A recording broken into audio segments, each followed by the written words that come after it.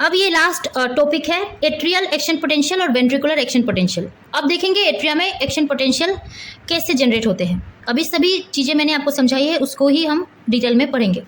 सो ये हार्ट है, यहाँ पर ऐसे नोड में हम अभी देखेंगे कि atrial resting potential action potential किस तरीके से जनरेट होगा।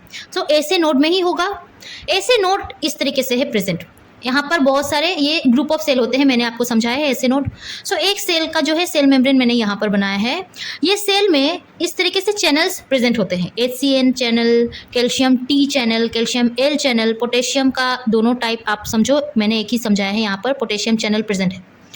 सो यहाँ पर सेल के अंदर हिस्से में पोटेशियम बहुत ज़्यादा है, बाहर हिस्से में आपको देखने को नहीं मिलेगा या कम मिलेगा।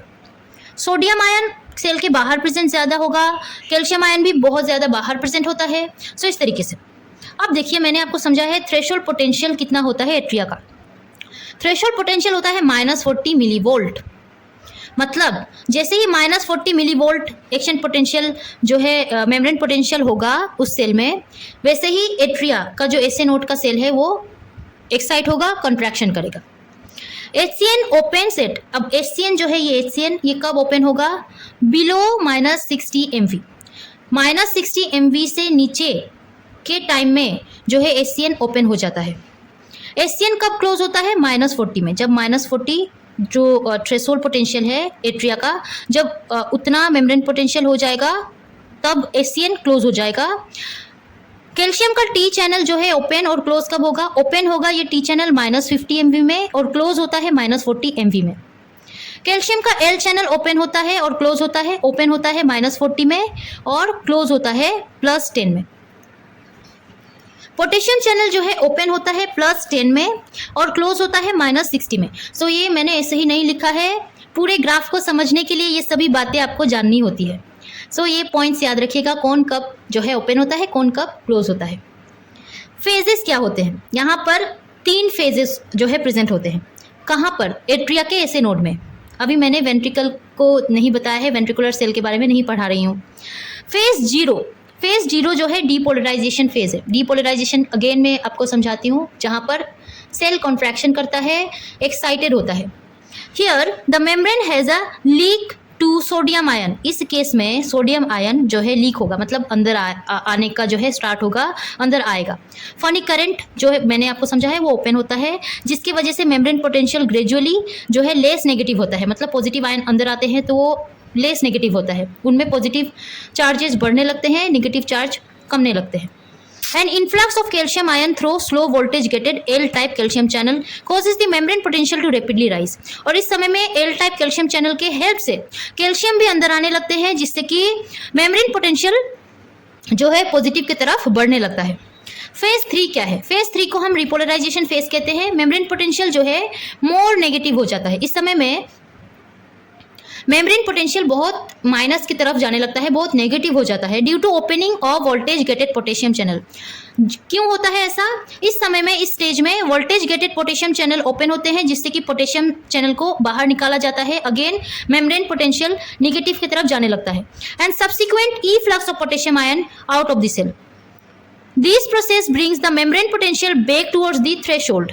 और इस स्टेज में, इस फेज में क्या होता है कि इस कारण वोल्टेज गेटेड पोटेशियम चैनल के ओपन के कारण मेम्ब्रेन पोटेंशियल जो है अगेन थ्रेशोल्ड में चला जाता है, -40 MV में चला जाता है, जो अगेन अब नेक्स्ट साइकिल को स्टार्ट करेगा। अगेन वहाँ पर जो है इस तरीके से सारे HCN ये कैल्शियम चैनल ये ओपन होंगे, अगेन आयंस आने लगेंगे ये सारे। सो यहाँ पर ये जो नेक्स्ट साइकिल स्टार्ट होता है उसको हम फेज 4 कहते हैं। सो देखिए यहाँ पर आप ग्राफ समझो, ये एक सेल का जो है यहाँ पर लिया गया है, बताया गया है। नीचे हम टाइम लेंगे एक्स एक्सिस में, वाई एक्सिस में जो है मेम्ब्रेन पोटेंशियल मिलीवोल्ट में लिया गया है। मेम्ब्रेन पोटेंशियल यहाँ पर -70, -60, -50, -40, -30 जितने आप ऊपर जाने लगोगे उतना वो घटने लगेगा, उनका माइनस जो है कमने लगेगा, वो पॉजिटिव की तरफ जाने लगेंगे। सो यहाँ पर इस तरीके से एट्रिया के केस में अगर हम देखें तो एट्रिया के केस में जो है -60 में कौन ओपन होता है? HCN जो है ओपन होता है। यहाँ पर ये जो है -60 क्या होता है? एट्रिया का जो है रेस्टिंग मेम्ब्रेन पोटेंशियल होता है कि इस तरफ जो है अभी -60 में मतलब एट्रिया का जो सेल है ये रेस्टिंग पोजीशन में है, रेस्टिंग स्टेज में है, जहाँ पर एससीएन अभी ओपन है, टी टाइप कैल्शियम चैनल भी ओपन है। सो इसको हम फेज 4 कहेंगे। ये एक ही डायग्राम है, बस मैंने समझाया है आपको। फेज 4 में ये जो है रेस्टिंग पोटेंशियल -60 में, एससीएन और T type of calcium channel open है, जिससे कि दोनों आयन अंदर आने लगते हैं और ये बढ़ने लगता है, इस तरीके से पॉजिटिव की तरफ जाने लगता है। अब ये इस तरीके से आयंस जो है पॉजिटिव आयंस कैल्शियम और सोडियम ये जब अंदर आने लगते हैं, सो ये क्या होगा कि ये पॉजिटिव की तरफ जाने लगता है। मेम्ब्रेन पोटेंशियल जो है नेगेटिव जो नेगेटिव मेम्ब्रेन पोटेंशियल जो है ये कम नेगेटिव होने लगता है और ये कहाँ पर पहुँचता है, -50 -40 तक पहुँचता है। अब हम जानते हैं -40 क्या है, एट्रिया का थ्रेशोल्ड पोटेंशियल है कि इस स्टेज में एट्रिया अब एक्साइट होगा। अब बाकी वो जो है आगे का काम करेगा, वो एक्साइटेड होके डिपोलराइजेशन करवाएगा। -40 में थ्रेशोल्ड में यहाँ पर कौन से चैनल ओपन हो जाते हैं, L type of calcium channel open होते हैं। कैल्शियम चैनल का एल टाइप ओपन होता है और इस केस में ये बंद हो जाते हैं। कौन बंद हो जाता है, एचसीएन और टी टाइप, क्योंकि इनका काम क्या था कि मेम्ब्रेन पोटेंशियल को ये पॉजिटिव की तरफ लेके जाए, जिससे कि कैल्शियम का एल टाइप ऑफ जो है वो चैनल जो है वो ओपन हो जाए और ये क्लोज हो जाए। तो ये दोनों क्लोज हो जाएंगे। अब कौन ओपन होता है, L type of calcium channel open होता है। अब एल टाइप क्या था, ये रैपिड इन्फ्लक्स करवाता है कैल्शियम का और ये लॉन्ग टाइम ओपन ही रहता है, जिससे कि मेम्ब्रेन पोटेंशियल इतने पॉजिटिव में पहुंच जाते हैं। देख सकते हो आप +10 में पहुंच गया है। +10 में कौन ओपन होता है, आपको अगर याद हो तो +10 में जो है पोटेशियम चैनल ओपन हो जाता है। ओके, और एक बात, जब ये स्टेज हम लोगों ने पढ़ा है, जब ये स्टेज दिखाई देता है तब इस फेज को हम कहेंगे फेज 0 फेज। फेज 0 में L type calcium channel open होगा, आप याद रखिएगा। अब ये जबकि +10 में पहुंच चुका है, +10 में एक और चैनल ओपन होता है, वो होता है पोटेशियम का channel, voltage gated potassium channel. जैसे ही voltage gated potassium channel open होगा, वैसे ही अब क्या होगा कि बस बहुत हो गया पॉजिटिव आयन का आना जाना। ये अब क्या करवाएगा, पोटेशियम को बाहर फेंकेगा, मतलब जाओ पोटेशियम आयन तुम बाहर जाओ। अगेन हमारे सेल को रेस्टिंग स्टेज में लाना है, बहुत सारा पॉजिटिव आयन अंदर हो चुका है, अब जो है पोटेशियम को बाहर करना होगा। सो इस स्टेज में +10 में voltage gated potassium channel open होके पोटेशियम आयन को बाहर करवाया जाता है, जिससे कि अगेन ये नीचे आने लगता है, मतलब ये नेगेटिव की तरफ आने लगेगा। -60 में जैसे ही ये पहुंचता है, वैसे ही पोटेशियम का जो वोल्टेज गेटेड पोटेशियम चैनल है वो बंद हो जाता है और बंद होते ही अगेन नेक्स्ट साइकिल स्टार्ट हो जाता है। अगेन ये क्या करवाएगा, एचसीएन को ओपन करवाएगा, T type of calcium channel को ओपन करवाएगा। अगेन ये अंदर आने लगेंगे और -40 तक आके ये जो है बंद हो जाएंगे। अगेन एल टाइप ओपन होगा, अगेन नेक्स्ट साइकिल चलेगा। सो आई होप आपको समझ आया होगा। फेज 4, फेज 0, फेज 3 और इन फेज में क्या क्या ओपन होता है, क्या कैसा जो है कैसे क्या जो है आयंस अंदर आते हैं, क्या होता है, ये सभी बातें मैंने समझाई है। सो हम लोगों ने एट्रिया का पढ़ लिया है। अब हम देखेंगे वेंट्रिकुलर एक्शन पोटेंशियल। इसमें थोड़ा सा डिफरेंस है एट्रिया से, क्या है देख लेते हैं। रेस्टिंग पोटेंशियल क्या है वेंट्रिकुलर का, -90। एट्रिया का अभी हम लोगों ने देखा -60 था।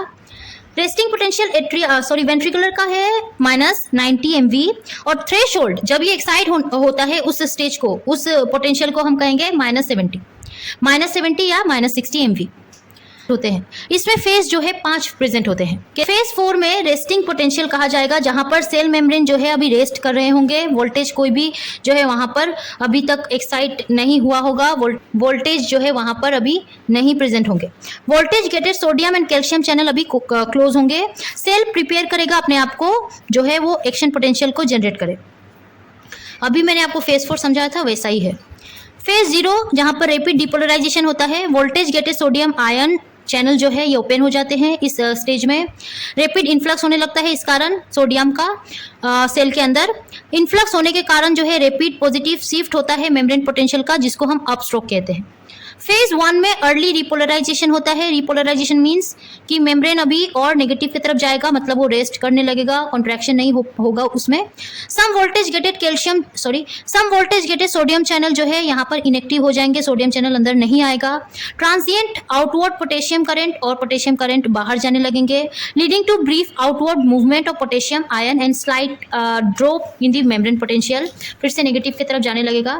फेज 2 क्या होता है? प्लेटिव फेज। यही फेज होता है जो एट्रिया में प्रेजेंट नहीं होता है, ऐसे नोड में देखने को नहीं मिला था ये फेज, बट वेंट्रिकुलर में जो है हम देखेंगे। प्लेटिव फेज में कैल्शियम हेल्प करता है, ये मैंने आपको पढ़ाया है।